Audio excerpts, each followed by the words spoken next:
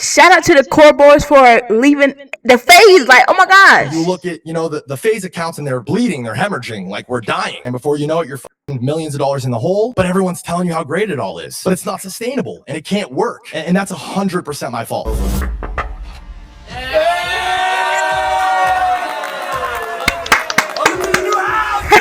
The truth is, I think that everybody lost. I think that I lost. I think that the boys lost. I think that Faze, of course, lost. And I think the biggest loser in all of this is you guys. How? It's you. How are we the biggest losers? They made a whole new group. Have another partner segment in our lives. Now we gotta figure. This picture is a recreated Faze picture, and I constructed this picture. Who cares? On set. Like I told them all, like crowd in and make this picture, and we took a picture. This was my direction, my vision. Oh, brother. This old man still doesn't get it. Literally just yesterday at the end of April, Faze Banks decided that it was time for him to return to the internet and make a statement as to what happened to Faze and his new venture. He went to a constructed set, a very corporate look, one in which I think the lighting was actually very beneficial, and announced that he is basically becoming the Andrew Tate of the space and saying that he is going to turn into this financial guru, one that is supposed to help young men in their new endeavors. But what I do find interesting is that the ex-Faze boys, now going by the name of Core, decided to do the most rock and roll thing ever and stomp on Faze Banks's new emergence to the scene with the introduction of their own channel, their own group content, and their new content house. Banks was watching as the new generation recreated Faze without needing Faze anymore. He can say that that image that they had is a reconstruction of an image that he had once made, but that's the problem right there. The image lives on because it didn't need the corporate entity behind it. The chemistry survived, the audience survived. It's the company and the corporate interests that ultimately ruined the group that are no longer there, and that's exactly what the space needed. Banks had built the room, but Core had walked out with the culture needed to carry on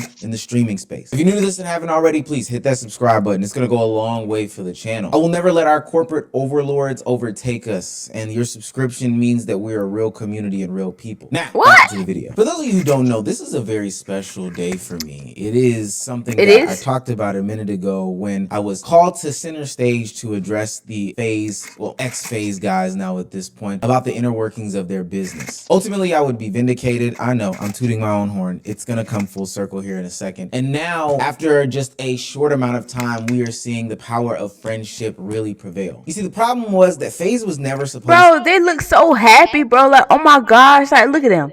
Look at their smiles and their little faces. What the freak? The screenshot. Whatever. It was punk rock, it was rock and roll, it was hip hop. And now, after just a short amount of time, we are seeing the power of friendship really prevail. Look at them, bro. Look how happy they look. Oh my gosh, bro. I'm so happy for. I'm glad they added Marlon. I feel like Marlon was what they needed in this group. Marlon is gonna be the Duke Dennis of Faze. Like, they need a Marlon. I mean, they got Silky. He's like the token black dude because obviously they need somebody black in the group. And they got Jason and Wayne, another minority, Asian. And then it's Ron White. I know Lacey White, duh. But yeah, this is a great group. They look great together. This is perfect. The problem was that Faze was never supposed to be a normal. Oh yeah, and Adapt. How can I forget about Adapt? Company. It was supposed to be something that was the opposite of that. It was punk rock. It was rock and roll. It was hip hop for the industry that is now the internet / social media and content creation. These were friends. These were gaming. This was streams. This was content. This was culture live. For what it's worth, for what I believe, I think that Faze should always be a group of friends who are performing internet culture live. That's what it's always been. That's what it always should be. And that's clearly what people care about. I think that Faze Banks or whatever he's... Bro, I feel like at this point, Faze is dead. Like, you can't come back from this. You can't come back from this. How you gonna sue the ex-Faze people like millions of dollars for living in the house? Like, I wouldn't, bro. If somebody asked somebody now to join Faze, I bet they're gonna be like, no.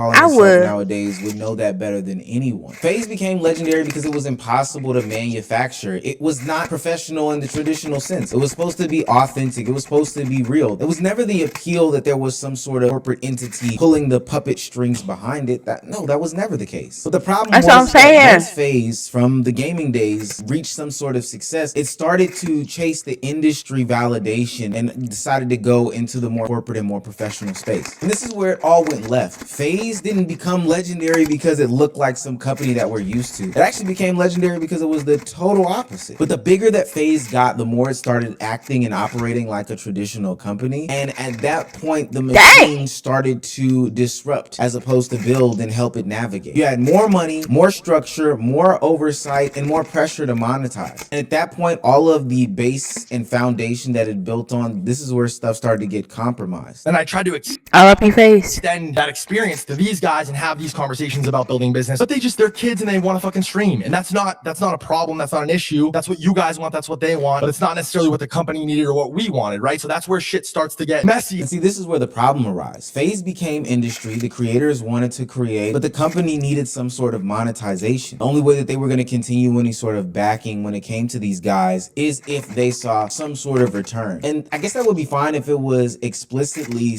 Didn't Faze Bank keep their streamer awards? Cause didn't Faze won Streamer Group of the Year 2 years in a row, and they kept it. They couldn't even keep the freaking award they won. Like, that's so crazy. Spoken about, but that's where the shystiness of Banks himself came into play. You've now set up this business on the foundation of friendship, vibes, chaos, and live culture, and now they are trying to extract that feeling while not being 100% upfront with everybody that's involved. Tomorrow, everybody were to leave Faze, right? Is Faze bigger because of the guys and what they did? It's absolutely not. Like Faze didn't really grow or go anywhere from them doing all shit on Faze. It didn't bring the brand anywhere. The conundrum is like a chick Anywhere from.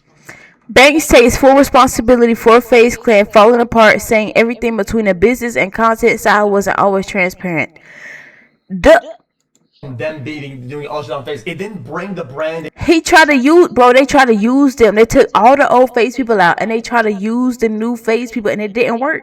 Now what you gonna do? The conundrum is like a chicken and egg type of situation. Does the brand need the creators? Does the creators need the brand? Do I think that the creators made Faze financially successful? No, I can only take the word from Banks and the CEO of it all. They had to spend a I feel like they did, bro. Because without the people who gonna run Faze, like we got to see a group. We got to see the authentic people creating the content, and without that, ain't nobody gonna watch that. lot of bread, and I do mean a lot of bread, to make these guys look more poppin', look more successful, etc., etc. But from a cultural perspective, I mean, yeah, money plays a part, but bro, I wouldn't mind watching somebody who is like, bro, I started watching Speed when he was coming up. Now that he got all this money and doing all this, yeah, it's cool to watch.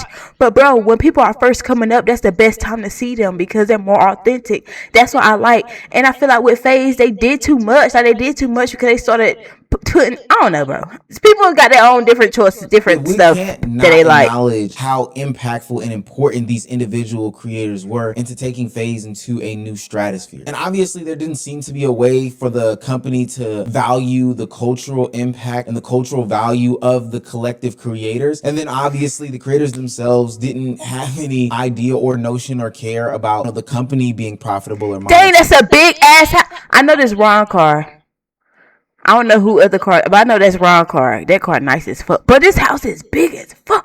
God dang. Which again, I don't doubt them, and I don't think that that matters really because they're creators at the end of the day. But when you're somebody who's sitting there and trying to make that thing go, trying to force in the creators, force in the machine, all these different things like that, you can't force something's it. Got to give and something's got to break. And there's one person alone who was forcing these two things together. It's this guy who was at the forefront of having this terrible conversation where he basically misled groups of people, fell for these different narratives online, and tried to keep everything afloat. Banks knew how to keep Faze alive culturally. Hey, I uplift these young guys, put them in a place and space to succeed. But ultimately, he didn't know how to build that structure with the corporate entity. And ultimately, it became unsustainable and it failed. And that's 100% my fault. That was my job to figure that out. And I cared more about fucking Twitter and more about the content and more about the brand stuff. But now it's in a fucking worse spot in a lot of ways than it's ever been. So it's like, fuck, man. Like, it's crazy ironic. And Is Faze going to continue? Like, who the freak? I feel like Nina Lynn will be a perfect addition to Faze, bro. Sign her up. First Faze woman. Is she the first?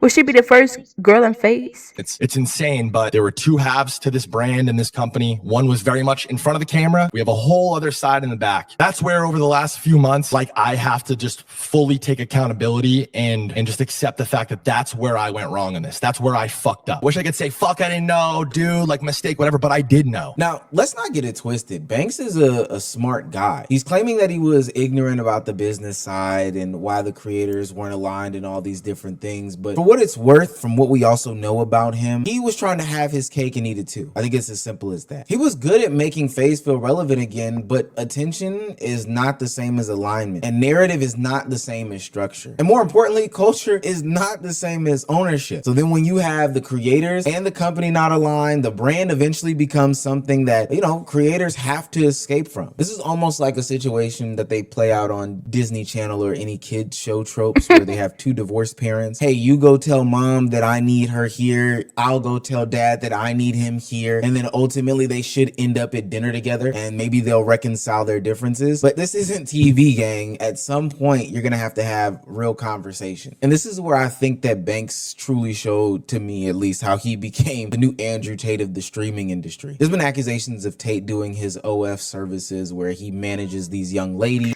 And you take that OF services? As some sort of middleman, etc. Obviously, I don't want to of go course. into any details about that, not too much. But Banks starts moving like this, less of a creator, more like a figure, a businessman, a quote unquote mentor, and the accountability guy. He's the guy that's saying that he understands it all, he has everything under control, and he's playing this middleman position. Well, he is 40, so I don't blame him for going a different route. But it all ultimately came collapsing down. And while he's trying to do his own personal rebrand on top of the rubble of that messy collapse, there's still something that was beating and breathing underneath that rubble. And it was the authenticity, it was the friendship, it was the relationships, and it was the content that the Faze boys, or ex-Faze boys, were able to produce. In the middle of Faze Banks' big reveal and coming to Jesus moment about what he did wrong, holding himself accountable, hey, woe is me, there was a tweet that dropped from Feared Buck. There was a Core House tour. Nobody knew what it was. It just claimed to be a new streaming group. But what was surprising was when everybody clicked on the video, it was familiar faces. It was the ex-Faze guys displaying that, hey, we have started something new, fresh, and invigorating with some key components of the old. That chemistry, that natural content, that friendship, that authenticity, and an audience that has grown to trust these individuals to produce some of the best content possible. Welcome to the new house! Yes! So this just feels so much better. Like, this environment just feels so much better. Like, I'm so glad, bro. I feel like a proud mother. Hey, let's do it! New house, new crib. You gotta pop it off. I'm laying on this shit. Oh my god. Damn. Basketball court and tennis court. Like, I'm actually about to get my jumper back. What do you mean get it back? Like, I had a You jumper have before. never had a jumper. Hold on, Dad. And I want to say I'm genuinely proud of these guys for putting their money where their mouth is and doing this thing on their own. I'm not even saying that it's 100% coming out of their own immediate pockets. I can't say that for certain. But what I can say is they are leading with their friendship and authenticity. I didn't see any labels or names or sponsors. First, I saw authentic content creators coming together to build something special. The saddest part about it is, though, back on the Faze Banks side, he still doesn't get it. This picture is a recreated Faze picture, and I constructed this picture on set. Like, I told them all, like, crowd in and make this picture, and we took a picture. This was my direction, my vision. These guys look happy, man, to be honest with you. Like, it was a fucking good run, and again, I'm seeing this in real time, and I wish them nothing but the best. How many times do I have to teach you this lesson, old man? You can manufacture a picture, you can manufacture a house, a branding, a logo, a rollout, but you can't manufacture the chemistry. You can manufacture some company. Hell, anybody can go to LLC.com and create a new LLC. But the reason why Core will be successful is the same reason why these ex-Faze members were successful when they were ex-Faze members. Hell, it's the reason why they were successful before Faze. There's a level of authenticity and realness to the content that they're making that, I'm sorry, you can't just pull puppet strings from behind a closed door and make. Now, I'm not a psychoanalyzer, but it did sound interesting how Banks kind of brushed through this really fast and threw a little bit of shade on the picture that was recreated as the YouTube profile picture for these guys. But I want you to know, Banks, that's not your competition anymore. Core is dangerous to Faze for other reasons. It's because it doesn't look like a replacement. It feels like that old spirit of what you captured originally escaping from that rubble, from those ashes of the building that you burnt down ultimately. For what it's worth, for what I believe, I think that Faze should I feel like Banks should be scared. Always be a group of friends who are performing internet culture live. That's what it's always been. That's what it always should be. And that's clearly what people care about. When the fallout happened a couple months ago, the question was supposed to be, can the guys survive without Faze? But after this core announcement, the question quickly became, Bro, who said that? Obviously they can, bro. They was doing their own things and they was still so close together. Obviously, I knew they was gonna make another group. I knew they was gonna make a group. And I feel like Marlon, I knew they was gonna put Marlon in it. I just thought they was gonna add what's his name? Freaking Rage. I thought Rage was gonna be in it, but Rage, don't he still live in Florida? He not in LA, so that's kind of far. And I thought they were gonna bring Playboy Max back, but obviously he doing his own thing with music and stuff. So, bro, this makes sense. Everything makes sense. It was so like, who didn't know that was gonna make another group? I did. I did. Still feel alive without them. I think that's where the real damage lies with what Faze Banks did to his company. Now, during his new market show, Banks did hint at the fact that there may be a return to Faze, not in the sense of like an esports way, but in the sense of a content creator group way. So everybody's clear, like I would. So they're gonna make another Faze? Oh my gosh, bro! How many times they're gonna rebrand Faze? What the freak? Nita Lynn has to be in a new Faze because obviously they brand and their everything matches up. Nita Lynn, you're the face of Faze. Like there to be a new Faze member. That's my plans and what I hope to do with Faze. While everyone's telling me I'm and telling me that I can't do it and telling me that it won't work and that Faze is dead and that it's over and to hang it up, I wouldn't bet against me, bro. First person to let you guys know I am gonna do it again and we are gonna be successful. But until Banks can realize that it's not about the brand, it's not about the company. So do you think he's going to take up and coming streamers and put them in the new Faze, new Faze? Or is he going to take already, streamers like he did with this Faze? I don't know. What the freak? It's not. Maybe he might pick people that we haven't heard about yet. Not about this machine or whatever the case may be. It's more so about the individuals that make up the content creation group. Then I don't think that any future endeavors that he will prop up in the next couple years or whatever time span will be successful. Sure, they'll get views. Sure, they'll see accolades and stuff like that because that's what companies can afford you. That's what money can buy you. But at the end of the day, if you don't do the right things to channel that soul of a company, it's gonna leave and it's gonna make another group like Core did. You see, Faze didn't lose because the creators left. Faze lost because the creators proved that they were the company all along. They were the X factor all along. They were bigger than the machine, which is kind of crazy to think about, but it's the truth at the same time. And I don't know if this soul is gonna be recaptured because the leader of the ship is now some new look guy claiming to be an outright business guy, finance guy, attention economy type guy. The world is cooked. Listen to me, you're get left behind guys. Similar to one bald guy with glasses that calls himself the top G. Banks goes all in on the financial aspects of this new journey of his life. And to be quite honest with you, this has got to be the worst rebrand that I've ever seen in my life. A show it already is, bro. In yourself, where we feel an overwhelming majority of young men today are in a losing position. I'm here with my co-host right now, Z. We're streaming from his Twitter as well, and he's gonna make sure that we make a fuck ton of money. I just think that his first stream back, he should have came and kind of just tried to speak on like new beginnings and stuff. It was good how he did that. The intro was great, but I just think that like the way it was launched, people now have this misconception that like because of the last shit that happened that made them fall out. That's the problem. I think it could have waited. And this is why I say Banks just still doesn't get it. Instead of taking this time to stream and take accountability for all your actions or inactions when it comes to the downfall of Faze, he decided to use that as bait or as promo to his new show. And as a content creator, I 100% understand clickbait, rage bait, any type of bait to get audiences to watch your stuff. If you have big drama in order to get people to your platform and stuff like that, go ahead and bait it. Why I do think it's nasty and why I do think it's weird is because these are...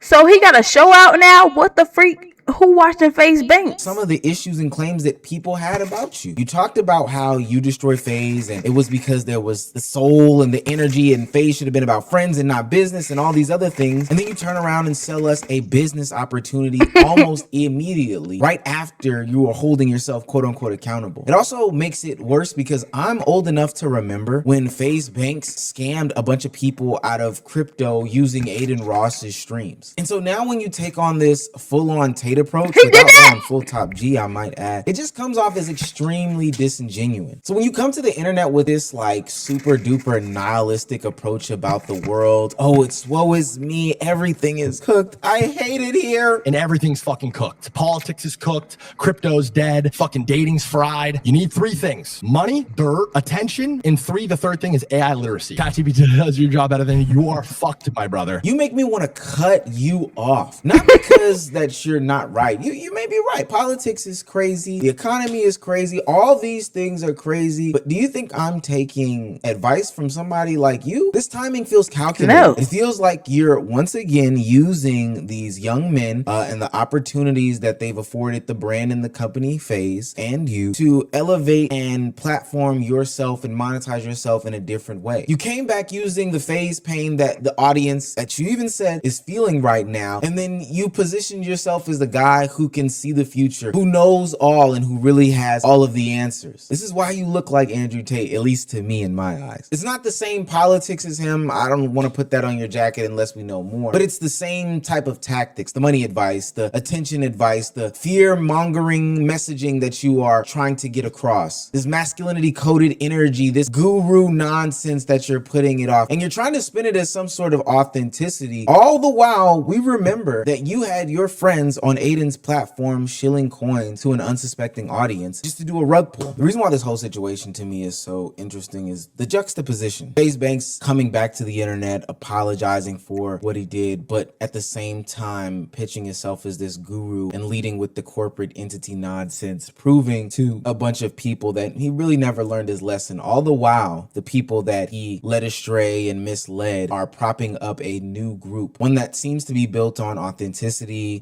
friendship, and all the core values that Faze Banks, in the same stream in which he is trying to pitch a bunch of nonsense and self-help male. Bro, he just rage bait. He just rage baiting and trying to pull people emotional strings. Basically, that's all Faze Banks is doing, so he can rebrand a new phase, and it's gonna be the same thing. He's gonna pick some weird people again, and they're gonna all collapse. Hopefully, the people don't collapse, but hopefully, Faze do. I'm tired of this. Said that you need it in order to be successful. It's funny because he's in one stream claiming that, hey, you don't need the company, you don't need the investor dollars, you don't need all of that to make some sort of streaming group, saying that he's going to make some sort of streaming group. The boys on the other end making that same streaming group with the same thing in mind, but back on his stream, he is showing that he is nothing but company. He is nothing but corporation. And he is ultimately, I don't think at least, going to be successful.